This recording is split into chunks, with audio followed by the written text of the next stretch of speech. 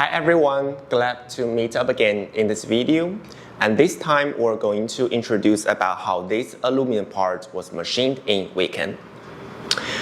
Let's take a quick look at this aluminum part, and this is a cuboid aluminum part with clear anodizing and sandblasting.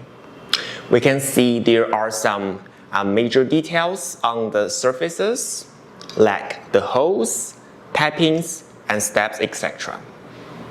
How is this part made? Let's move on. Hello guys, nice to meet you again. This is Castle from WayKen. Today I will show you the CNC machining of the aluminum parts. As we can see, the part is very easy to make. There are 4 side steps needed to be machined. As for this part, we will use 3S machine to make it. Now let's turn to the process details. On this side, we need to make this groove and this counterbores and chamfer and this simple hose. The following step, we look at the bottom side.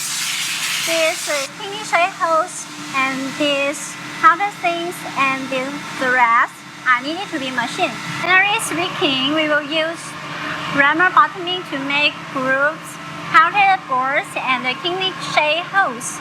And we will use the drawer to make simple hose and countersinks. As for the threads, we will use the thread mining cutter. The final step, on this side, we need to make 2 holes, and on this side, we also need to make 2 holes.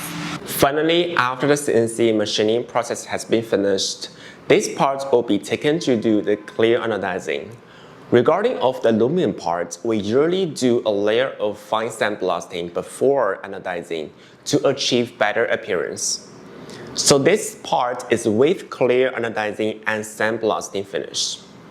By the way, sandblasting or not, it depends on the customer.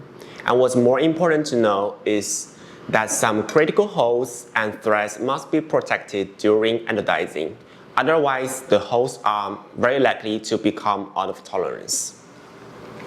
Thanks for watching this video. If you like our videos, please follow the channel and we will see you soon. Bye!